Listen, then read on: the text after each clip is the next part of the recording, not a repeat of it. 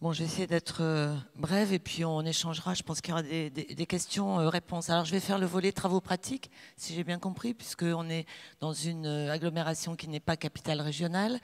On est dans une agglomération qui est assez spécifique et qui a une tradition, ça paraît paradoxal, mais une tradition d'innovation et de développement basée sur l'innovation qui dépasse largement sa taille.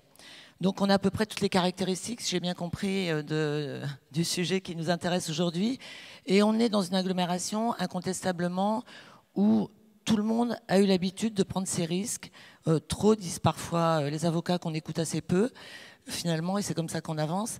Mais je crois que chacun dans sa mission a l'habitude ici de pratiquer les partenariats publics-privés, de voir des élus très engagés, de voir finalement les pouvoirs publics nous soutenir pas mal. J'espère que ça ne va pas être démenti avec comment dire, les restrictions budgétaires qu'on attend aujourd'hui et qui vont toucher les collectivités.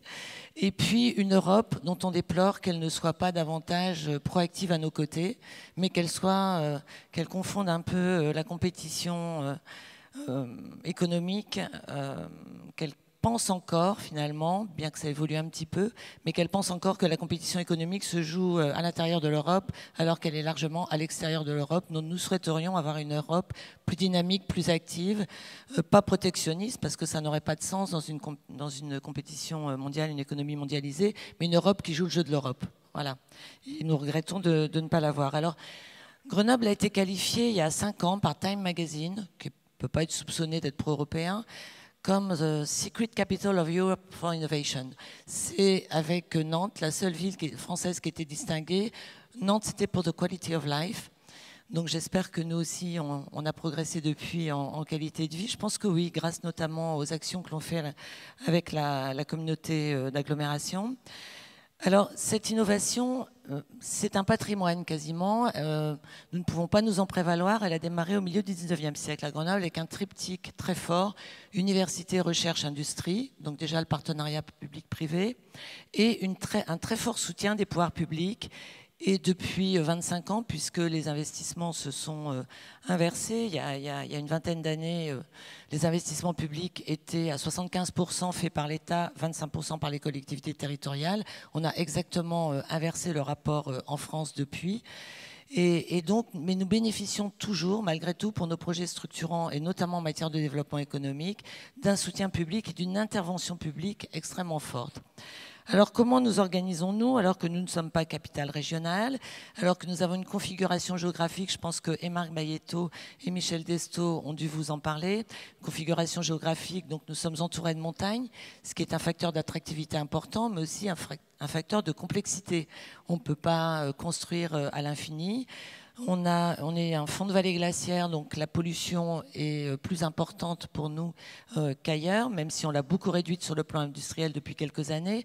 Bref, des facteurs environnementaux, des facteurs de risque naturels également assez forts, avec des barrages en amont, avec une zone qui est considérée comme plaque sismique, avec encore du nucléaire, avec une chimie que l'on veut garder, puisqu'on tient beaucoup à garder notre industrie. Et on a une acceptabilité des risques industriels qui est suffisamment développée pour qu'on garde cette industrie et ses emplois. Bref, on cumule à peu près tous les risques, toutes les difficultés, et je pense paradoxalement que c'est pour ça qu'on est innovant, et que c'est pour ça aussi qu'on a l'habitude de communiquer avec le monde entier. On a l'habitude d'aller par-delà nos montagnes. On a toujours été on a été une ville de garnison, donc une ville militaire, une ville de passage commercial vers l'Italie, et une ville des droits de l'homme. Ce qui fait que depuis 2 siècles environ, on a 51 nationalités différentes présentes dans notre agglomération. Je pense que c'est un facteur de chance formidable. Je pense que tout ce qui concerne, tout ce qui peut être vu par certains esprits parfois un peu, on appelle ça les esprits bobos en France, hein, bohème bourgeois, parfois un peu timorés vis-à-vis du risque et du progrès, je pense que tout ça doit être vu comme une chance formidable, finalement.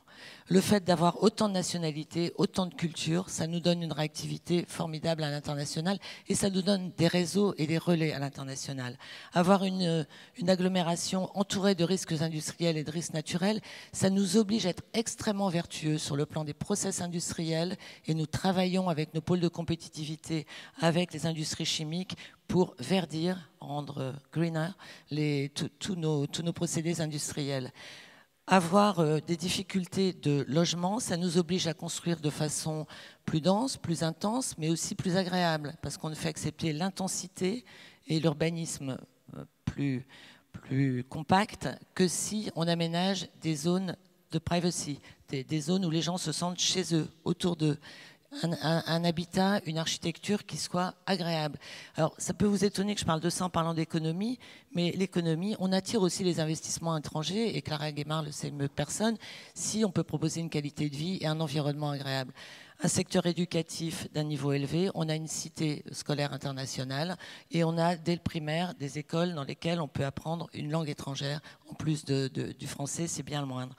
On essaye d'être le plus innovant possible et le plus respectueux de l'environnement possible, aussi bien pour économiser les ressources naturelles, vous en avez parlé, Madame Guémard, que pour protéger et faire monter l'efficacité énergétique de nos bâtiments anciens. Nous avons un programme d'agglomération qui s'appelle Murmure, qui est un programme, je crois, qui est un exemple français, où nos copropriétés ont été mobilisées, démarchées par les collectivités et ces services en porte-à-porte, je dois le dire.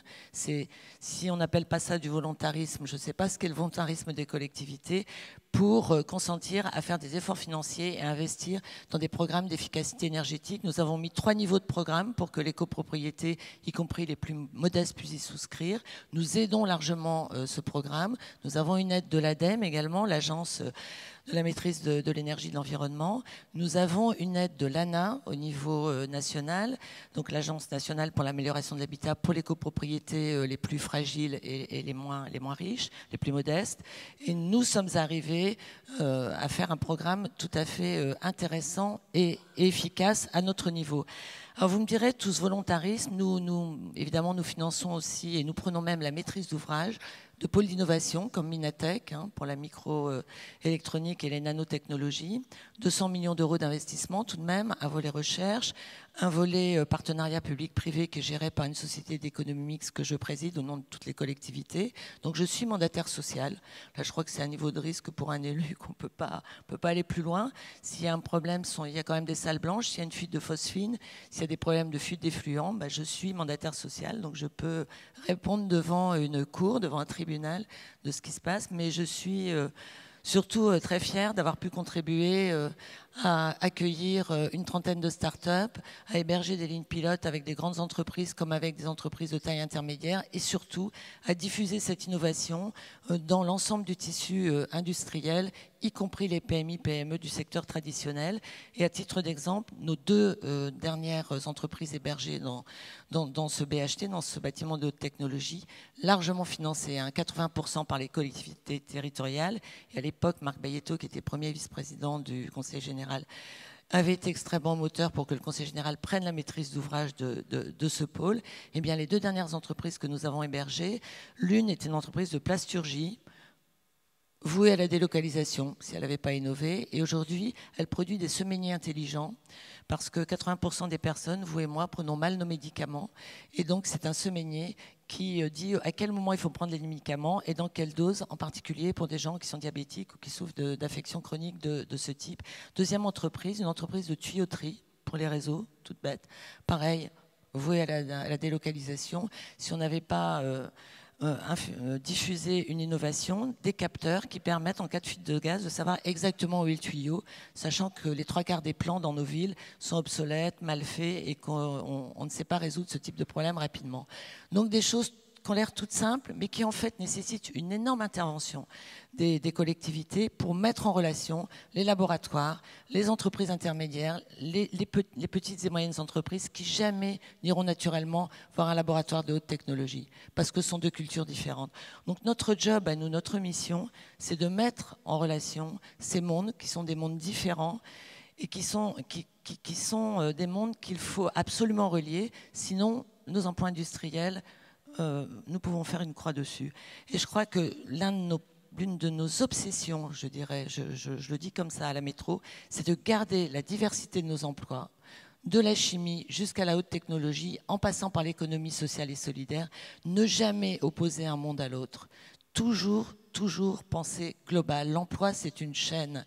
Si nous abandonnons nos emplois productifs, comme le préconisait Serge Sturck et l'Europe il y a quelques années, c'est l'ensemble de la chaîne de l'emploi qu'on abandonne.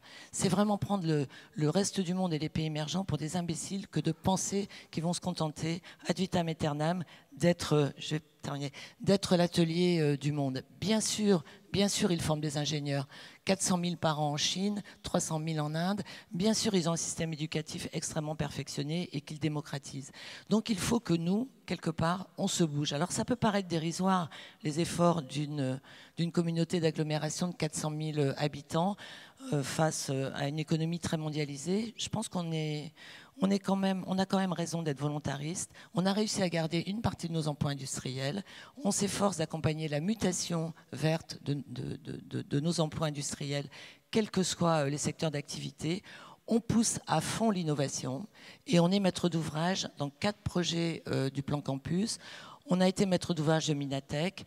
On pilote avec Marc Bayetto et Jean Terme, le directeur de la recherche technologique du CEA, du commissariat à l'énergie atomique, donc tout ce qui est hors nucléaire au CEA, toutes les nouvelles technologies, que ce soit les technologies de l'information, la santé ou l'énergie.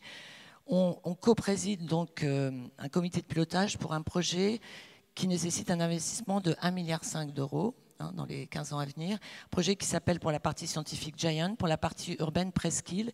Et on a fini par faire des projets intégrés qui intègrent l'économie à l'urbain. On fait des démonstrateurs, donc on prend nos risques. On travaille en réseau, comme vous l'indiquiez. On trouve l'argent, finalement, même si c'est de plus en plus difficile, parce que je crois que quand on a de bons projets, on trouve l'argent. Et finalement, on bâtit des réseaux et des intercommunalités de projets. Alors, quand on est petit, il faut être malin, il faut travailler en réseau, il ne faut pas jouer le saupoudrage sur le territoire, il faut jouer des pôles forts. Le territoire de Giant et de la Presqu'île, c'est le tiers du PIB de la métro, 4 milliards d'euros par an. Alors, on pourrait dire, on se focalise là-dessus et on ne diffuse pas. Non, on se focalise là-dessus parce que c'est notre cœur de chauffe, mais on diffuse absolument dans l'ensemble du territoire, sinon ce serait inacceptable. On aurait des sociétés à 2 vitesses. Donc on est malin, on joue les réseaux, on joue pas la bagarre avec Lyon. On a complètement pacifié cette bagarre qui ne veut rien dire vu de Shanghai. Enfin franchement, on est des bonsaïs vu de Shanghai. Donc il faut absolument être soudés. Et on travaille en réseau, notamment le long des Alpes, parce que notre territoire, notre spécificité, c'est l'innovation, la montagne et les réseaux à l'international.